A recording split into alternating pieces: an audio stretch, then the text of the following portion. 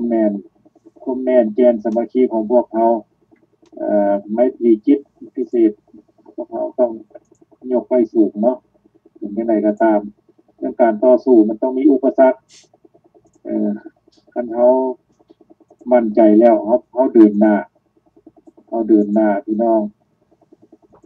โจ้ก็อยากขึ้นมาเพิ่มเติมทุกสิ่งทุกอย่างที่โจ้อยากเล่ากับปรากฏว่าหลายคนเล่ามาแล้วแต่ในช่วงนี้โจ้อยากประกอบส่วนที่สุดน้ำมันผู้ที่เล่าไปก่อนพิเศษสุดอนุสัญญาหรือว่าต่างคนต่างคำถามของบางคนบอกว่าเดี๋ยวนี้เวียดเขาพูดแล้วปัญหาประตูของชาติเขาเนี่ยเขาสิเฮ็ดจังไดผู้ใดก็เข้าใจแล้วเป็นเอกสารแล้วหมายก็ว่าเข้าใจแล้วว่าแก้วแดงหวังครอบครองเราแล้วก็คืนกินอำนาจมาตลอดจนถึงปัจจุบันคนลาวเขาเข้าใจชัดเจนแล้วตัวนี้สำคัญที่สุดพวกเขาเรียนรู้ศัตรูของเขาตัวจริงแล้วเราไปว่าพวกเขาจะแก้พวกเขาสามารถแก้ได้เนาะศัตรูของชาติลาวและศัตรูต่างดาวเท่าต่างแดนโมเมนต์คนลาวคือกันโมเมนต์ลาวนอกที่รัฐบาลเกี่ยวแดงบอกให้รัฐบาลสปปลาวบอกลูกลาวหลานลาวเว้าให้ว่าลาวนอกเป็นปฏิการขายส้มขายชาติพวกนี้ศัตรูของชาติภาพแท้แท้มันละเป็นเกี่ยวแดงนั้นกรรมอำนาจด้านการปกครองจีนแดงกรรมอำนาจด้านเศรษฐกิจคันเฮาบ่มึนหูมึนตาต่อไปแน่นอนเขาก็จะเข้าไปคืนกำกืนในอำนาจการปกครองคือกันพวกเขาจะมีปัญหาไปยาวนานไปอีกตัวนี้ให้เข้าใจจู่ๆนี่กล้าปากกล้าเว้าแล้วก็กล้าบอกให้พวกท่านเข้าใจศัตรูของพวกเขาแม่นศัตรูต่างประเทศอ้อมข้างพวกเขานั่นแหละอันนี้ให้พวกเขาเข้าใจเมื่อเวลาเขาเข้าใจแล้วศัตรูตัวใกล้ชิดของเขาแท้ในปัจจุบันนี้นั่นไผก็ฮู้แล้วว่าแก้วแดงเพราะว่าอย่าง1มันเปลี่ยนถนนเลขที่9เป็นถนนโฮจิมินห์เห็นบ่เส้นทางลำเลียงโฮจิมินห์มันอยู่ในแผ่นดินลาวเขายืมแผ่นดินลาวกอบกู้เอกราชรวมเวียดนามใต้กับเวียดนามเหนือจนชนะในสุดท้ายมายืมแผ่นดินเฮาเราบ่แล้วยืมเส้นทางลำเลียงเราบ่แล้วคืนกินอีกเห็นบ่ตัวนี้พวกเขา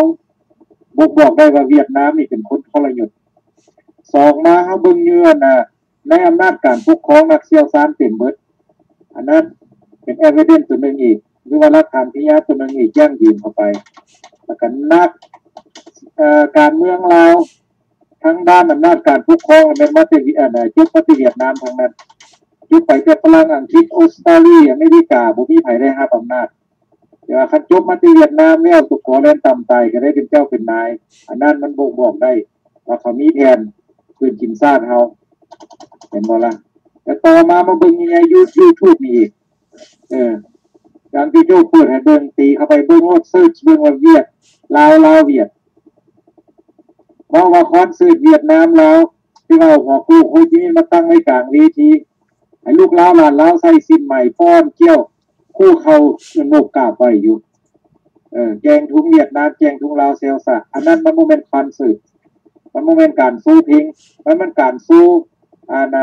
วัฒนธรรมเสื่อมซึมกลืนกินสมองลูกลาวหลานลาว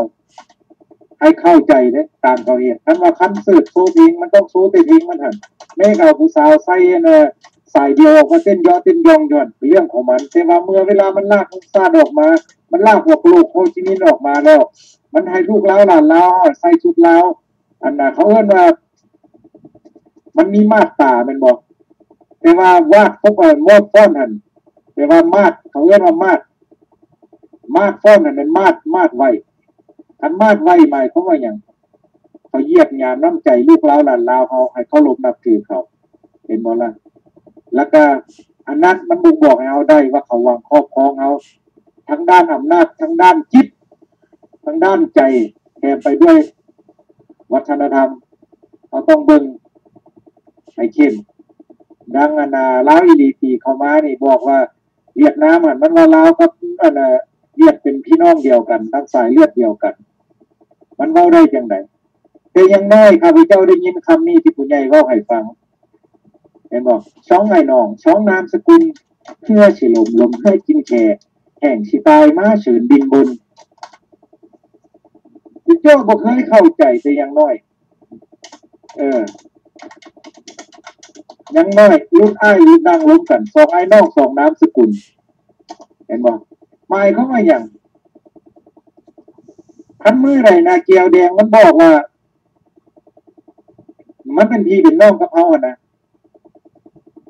บอกมันโลดโอ้ข้างนอกสหายสองไอ้นอกสองน้ำสกุล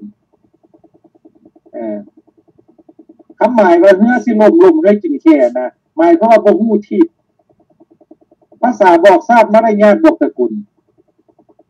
เกี่ยวแดงมันว่าลาวเขาบ่เป็นแม่นบ่เฮือสิลมให้กินแค่แห้งสิตายมาเส้นบินบนหมายเขาว่าอย่างมึงบ่ฮู้ที่อย่างบอกออดมึงอย่ามาว่ากับกูเห็นบ่เขาเห็นไหมคำตะกี้เพิ่นบอกไว้นะสองไอ้น้องสองน้ำสกุลนั่นน่ะให้มาว่ามีสำเนียงพร้อมหมายเขาว่าโอ้คาดเนาะว่าเป็นอ้ายเป็นน้องกันแต่ว่าคนละน้ำสกุลแม่นบ่เนี่ยสิลมเฮ้ยกินแค่แห่งสิตายมาเฉินบินบนเขียนไว้เด้อความนี่เด้อ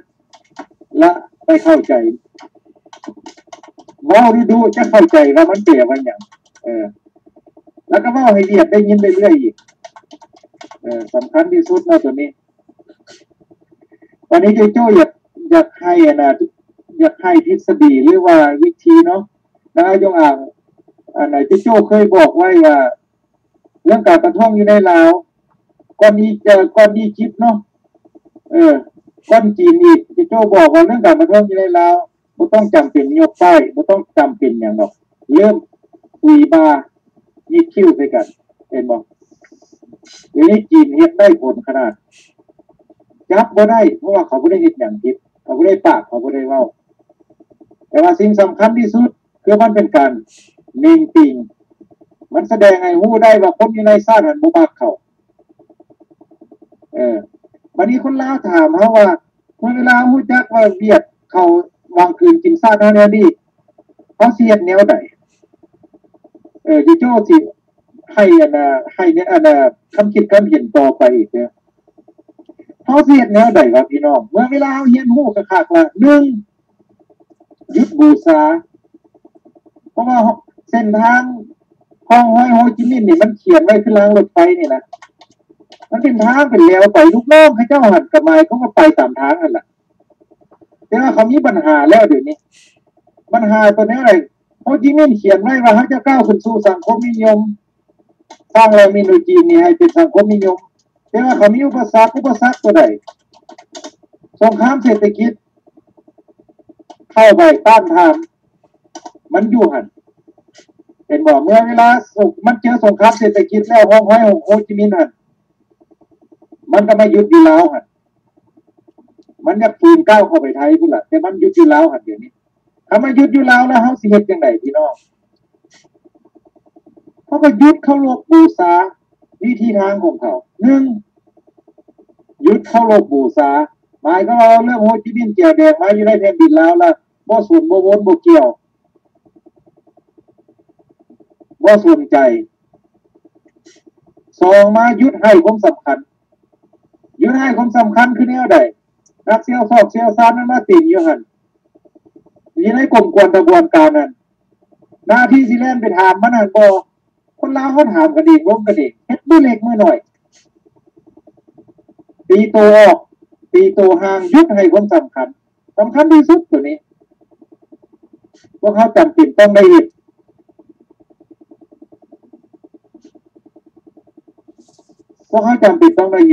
แล้วก็พี่น้องลาวอยู่ต่างประเทศก็คือกันฝากเงินให้ลูกหลานลาวบอกย้ำเข้าไปอีกเอาเบิ่งเด้อแก้วแดงหั่นเอาสิมาคืนกินบ้านเฮาหั่นให้พวกลูกหลานมีจิตมีใจเรียนรู้เว้าซ้ำนี่บ่ต้องเว้าอย่างนักเด้อเขาสิเว้าอย่างตอบโต้มาก็บอกไปโลดกับเบิ่งเด้อลูกหลานเอ้ยแก้วแดงเขาสิมาเสริมกินบ้านเฮาหั่นเวียกงานการทำพวกเจ้าสิบ่มีเฮ็ดแล้วได้ต่อไปนี่เพราะว่า